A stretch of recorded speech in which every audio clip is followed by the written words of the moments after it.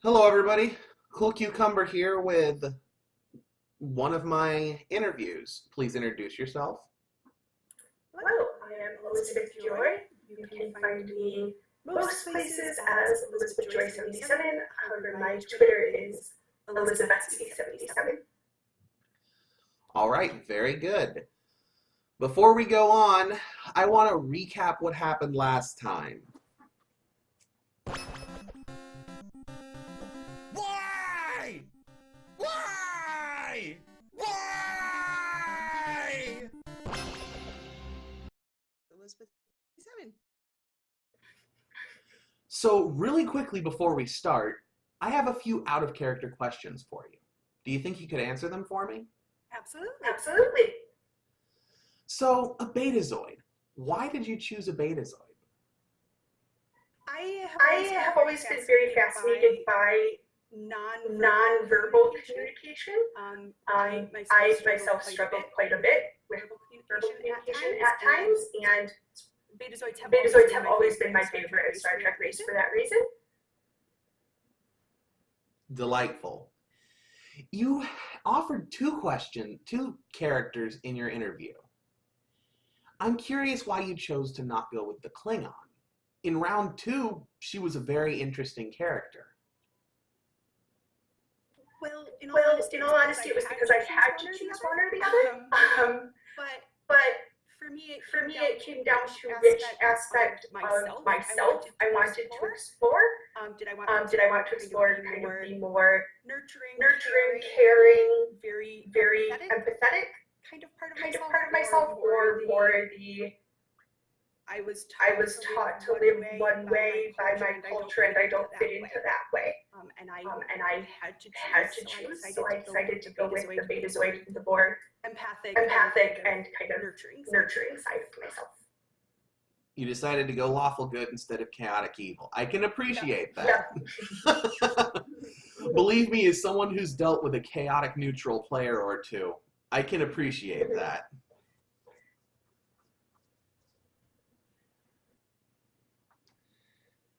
Yeah. So we're going to go on ahead and jump into part 2 of that scenario. Hopefully that'll keep your appetite a little bit wet from... I deeply apologize for all the technical difficulties. Let's move on. Last time you were following your mother's unconscious body. Her hand was draped over the side of a stretcher as they were wheeling her to Shuttle Bay 3, which has been turned into a makeshift med bay. And you notice something almost immediately as a betazoid. You notice that you cannot hear your mother's thoughts.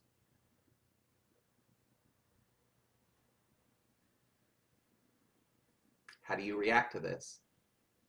I somewhat frantically, I'm just desperately trying to make the connection, even though there isn't one. I'm almost trying to force it to happen just through sheer determination. Nada. Nothing. It's like you're trying to forge a connection with a rock.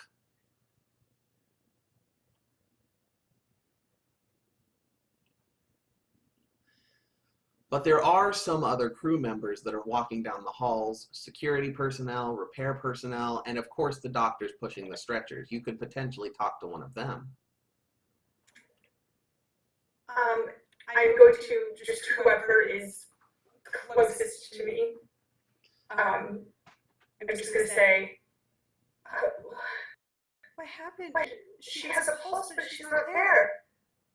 What happened? The person pushing your cart is a Tellarite doctor. I don't pretend to know any nonsense about betazoids, but if she has a pulse, that means she's alive. The cart behind him is being pushed by a Vulcan. That seems highly illogical.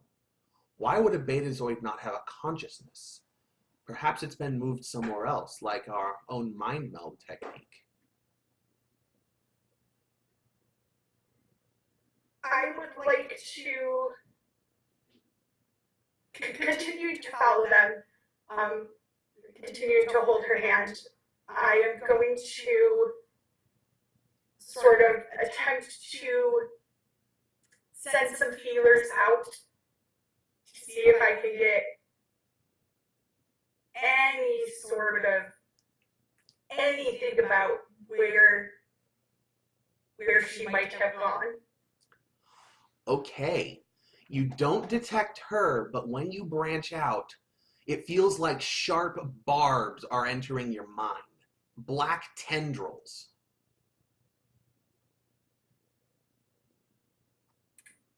They're distant, but they're very powerful. How do you react to this?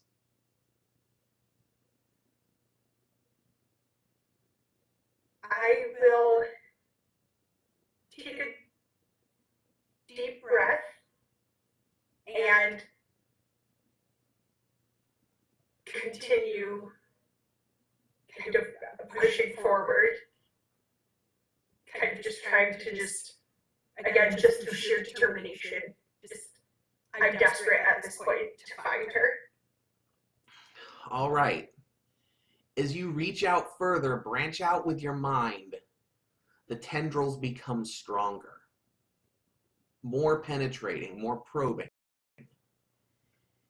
And all of a sudden, your eyes flash red and you fall over.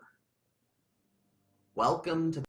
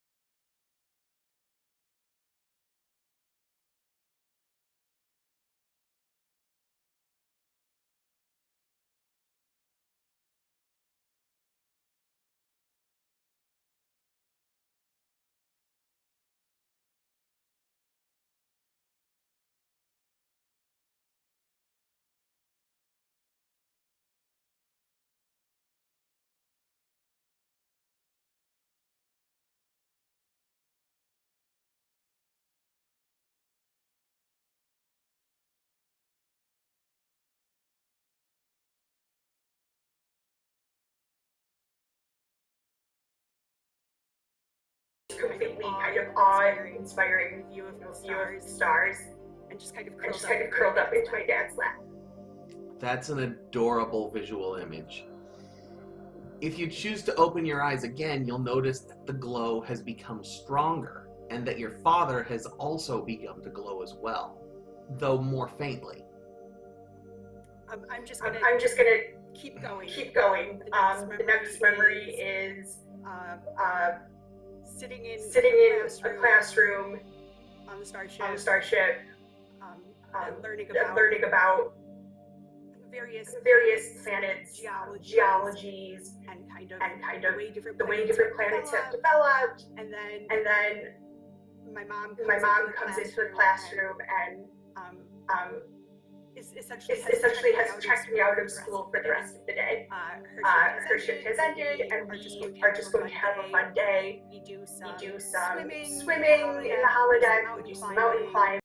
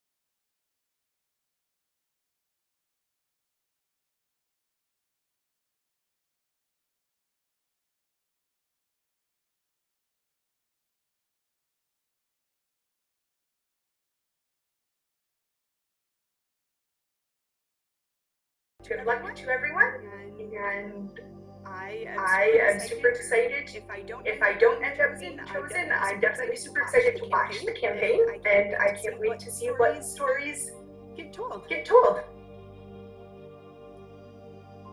Delightful. I'll see you guys next time. Stay cool.